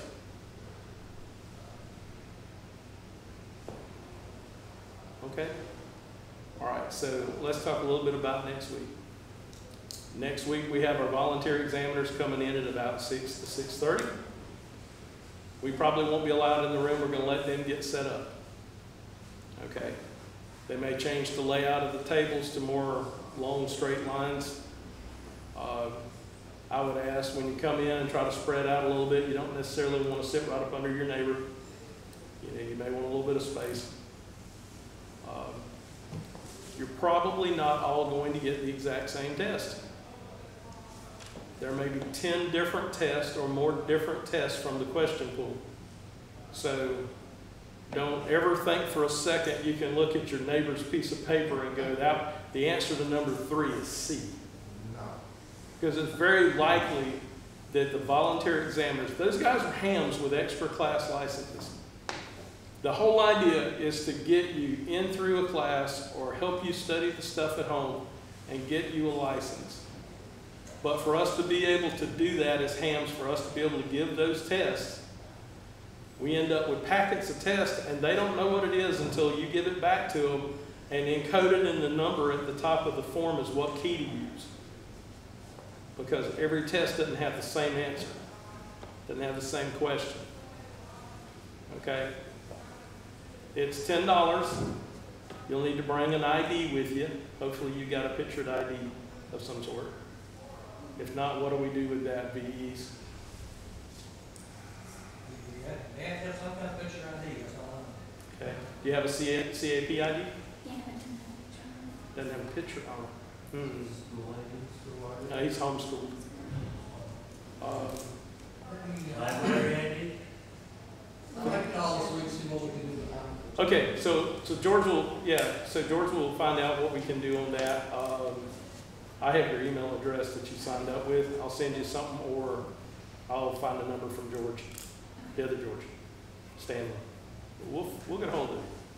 All right, $10 ID. The $10 doesn't go to us, the club. It goes to the VE system. Okay, that is for them coming down and processing all of this stuff and doing all the back end. You take the test and you pass the test. Please don't run off and leave. I would love to get the family shot of all the licenses. We may just do a group shot before it starts. I don't know, whatever. We'll figure it out. We'll post that on our club Facebook page. If you want to like the page, like the page. If you once you get your ham license, if you want to get on the page, just send a request. One of our people that kind of maintain the page would be happy to add you as a ham. We don't exclude people. We just use it in case it gets abused, that we can kind of shut things off and remove things that shouldn't be there. You take the test, you pass it. I strongly recommend take the general. And you go, well, dude, I didn't study for that. It doesn't matter. It's not going to cost you another penny. Because once you pay your $10, as long as you keep passing things, they'll keep putting paper in front of you to test higher. Okay?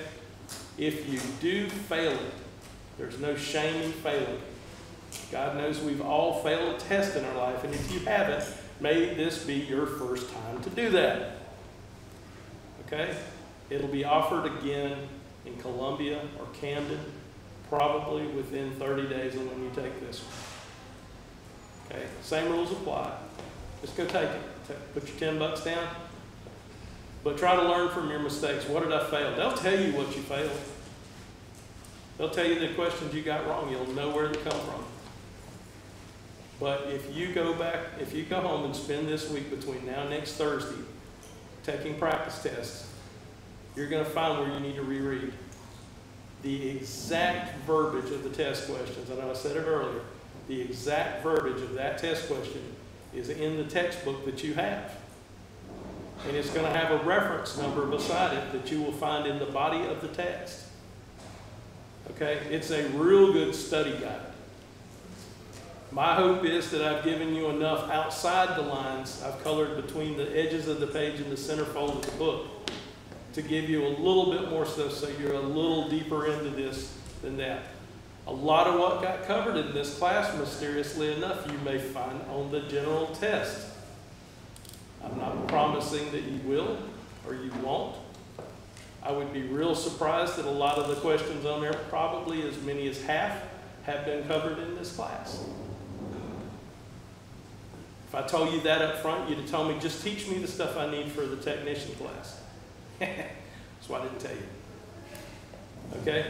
Try the general. You've got nothing to lose. If you pass your tech, I'm happy you've met all the things that you come into class to do. Take the general. I took the advanced test, the old school advanced test, which used to have all of the killer math from the old extra days. I made a habit the first 2 classes that I taught, I took that test cold turkey. You know what I learned from that? I missed it by 2 questions each time. I think it was a 45-question test, and I missed 2 over the line. Cold turkey. Take the general test if you pass your tech. Okay? Don't worry about what you studied and what you haven't. Just try it. Because what you're going to get is your test back with all the things you missed. And now you buy that general book when you're ready, and you go back and look, well, okay, this is what I need to really work on. And then you practice test it, and you go take it. Something happens, and, you know, the heavens open up, and a beam of light comes down and illuminates your area in your chair, and you pass that. Well, guess what, folks? You sit in this class, you listen to me babble for 8 straight weeks on a lot of things that weren't in the test you're taking, but the test that you just took for fun. If you pass it, you're a general class ham. Congratulations. You have the same license as the guy that stood before you and talked for 8 weeks. Okay? If you pass it, take the extra. If the gentleman that I won't name in class, because some of you know him, I found one last week that knew him. It was his old bus driver. My daughter's old bus driver. You may get lucky and you may pass your extra. If you do, congratulations. You guys have stayed awake in this class, which is more than I can say for the gentleman in question. So I will not have this hang up for years to come over you getting an extra. If you take it and you pass it, you know what? I'm glad I helped you on your way. Okay? If you fail it, do not worry about it. Go take it again in Columbia or Camden. Our club here will probably get somewhere down the line where we start doing it on different months. Always stay on it until you get it, because you spent the time in this class. Some of us don't test well. Some of us test great. BTV building in Columbia, they test every 3 months. Yeah, that's right next door to Williams-Brice Stadium. It's easy to find. Sir? You just said some people don't test well. How many people in here don't test well on multiple choice tests? Okay. Anybody else? Don't be. There's at least two. Depends on how often questions change. How many answers are there for each question? 4 or 5? I think there's 4. 4? I think it's A, B, C, What D. you're going to find is if you made even a reasonable attempt at studying the information, you're going to find 2 of those answers, you can throw them out quite often. Yep. If they're going to be, maybe not ridiculous, but they're going to be far enough out there you can throw them away. And then you can concentrate on these 2. Which one is the better answer? That should reduce your stress when it comes to taking tests. If you throw out half the answers as being totally wrong, you've got a much better chance of picking the right answer from the 2 there. Yep. I'll agree with that, and I'll add one thing to it. Most often where you get in trouble, if you truly don't know, but you know these 2 are, one of these 2 is going to be it, your first choice is more than likely correct. Don't second guess yourself. Don't second guess. Okay? And there's no penalty for wrong answers. There is on the SAT test and those tests. Yeah, you know, hey, most of us are past college age, but those of us that haven't gotten there yet, guess what? There's still tomorrow. That's the beauty of all of this. All right, anybody else got any questions before we adjourn tonight? Yes, sir. Is it this coming Thursday or Thursday after that? This coming Thursday. Originally, I thought the class was going to run longer and go to the 28th. And then I reined it in right about the time we started the class to end on the 21st. You guys are ready. You're a lot more ready than you think you are. We need to wait to get right. It's 35, right? Sorry, V's, help me. I don't know, I don't see. 24. I think, It's It boils down to about 74%. yeah, it's like 74% of them or something, 75% of them. 74% of 35. Yeah. I'm sorry, that's stuff I don't get into reading. I'm not a big one to sit there and just read rules and regulations so I can quote them off the top of my head.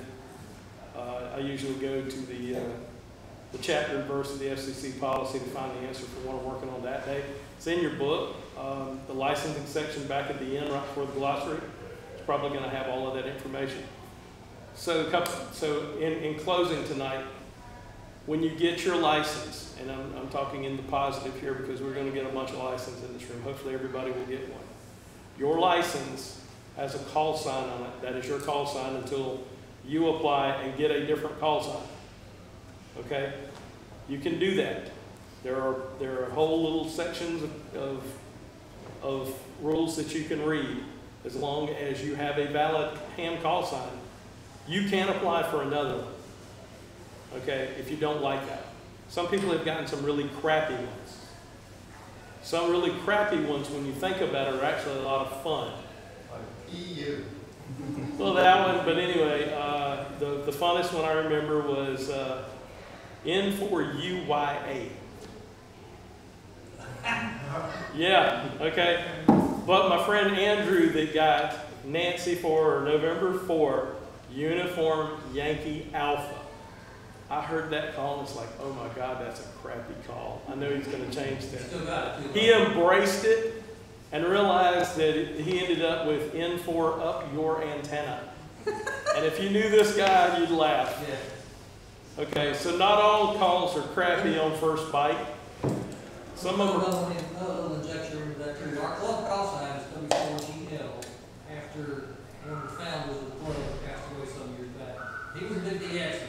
He chased other countries, foreign countries, and he was good at it. But he had his own phonetics for his call sign. W4GL, the world's 4th greatest lover. Yeah. May Glenn Swan rest in peace. He was a heck of a guy. My first contact on 2 meters. My first contact on ham radio with my own license. He was a great guy. My first contact, I went back from that, I already had radio, and I got it rang. He took great pleasure in welcoming new hams to the neighborhood and was a lot of fun. He also was very good at the first video games that come out. You know, this old retired Air Force guy that retired from the Postal Service, sitting in the floor with, quite frankly, a beer in one hand, the joystick controller in the other hand, and you thought he was 12 years old. You know, he was pushing 80 probably at the time, or 75. Okay, your license has an expiration date. If you have a phone in your calendar or a calendar on your phone, put that stinking date in there. But go back about 2 months before the end date and make yourself a reminder. Always know. Yeah, exactly. You will. But if you use Google Calendar like I do, the Googles will last forever, or so we've been lied to. But anyway, just every year at your birthday, look at your license. Just like you do your driver's license and know it expired or not. Because I had 75 licenses out of the first class. I would tell you right now that 35 of those forgot to look at their dang license and let it expire. Okay, my ex-wife being one of them. My sister-in-law being another one. Your daughter? The older. Yeah. It's how it works, folks. It's just like your driver's license. If you don't renew it, it ain't any good. What's the deal if it expires longer than 1 year or 2 years? Yeah, there's a grace period. Now, let me throw something in here too. It costs you nothing to renew your license. License is good for 10 years. When that 10 years comes, it costs you nothing to renew it. You just send it in and you get it renewed. I did it online. Took 5 minutes. Because you're working to get this license.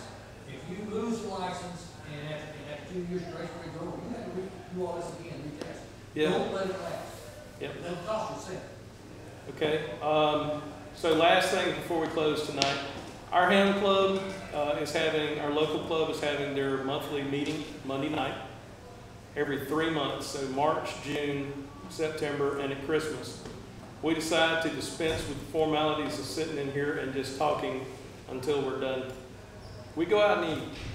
And this time, this is our quarterly eating meeting. All our families and all of the hams and usually their spouses, sometimes kids, will be at Logan's Restaurant on Broad Street Monday night at 7. It's Dutch treat. You pay for whatever you buy. But if you want to come hang out, please come hang out and meet the rest of the guys. We're not a huge group, so it's not going to be 200 people. There's probably going to be 20, 30 of us there. We'd love to have you come out, meet some of the people you're going to talk to on the radio. You'll figure out which ones to not sit with real quick. I'm kidding. We have some that like to talk, including me, but you know that by now. But anyway, we'd love to have you come out. You're not required or obligated in any way, shape, or form to get in and support our local club. Some of you guys don't even live here. But, we welcome you to this hobby that we love and appreciate so much. We also encourage you that if you don't have a group to do field day with in June, it's the 4th Saturday and Sunday of June, come out and hang with us. We'll be out in Wedgefield at the motocross enduro out of their property. It's a great time for us to get together and throw stuff in the air and practice our skills at being able to do emergency communications. It's a fun time. We usually eat out there. We'll cook. We have a lot of fun. We work 24 hours straight on the radio. If you want to come out and get your feet wet in HF, you don't have stuff and your license isn't going to give you a lot of privileges on HF, come out and hang with us. Work one of those contests overnight when Europe starts to open up, when Africa starts to open up.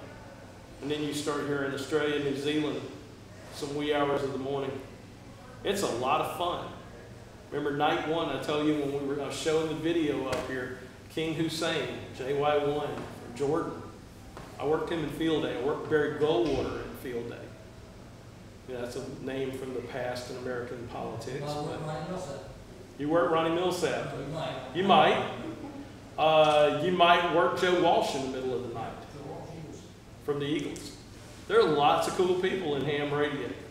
But I can tell you, if you're not part of a group in another town or you don't have anywhere to go, come hang with us for an hour or two. We'll get you in front of a radio with an experienced operator, and then y'all will swap chairs. They'll sit there and log for you because one sits there and logs the calls while the other one's screaming CQ field day. Not really screaming, but sitting there barking out CQ Field Day.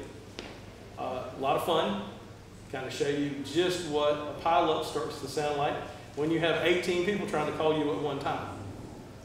It can get quite fun, especially when we put a young lady on a microphone and have her get out and call CQ Field Day, because suddenly all the old farts are now awake. Okay? It just works that way. But it's a lot of fun. Okay, we're past our time. Please be careful this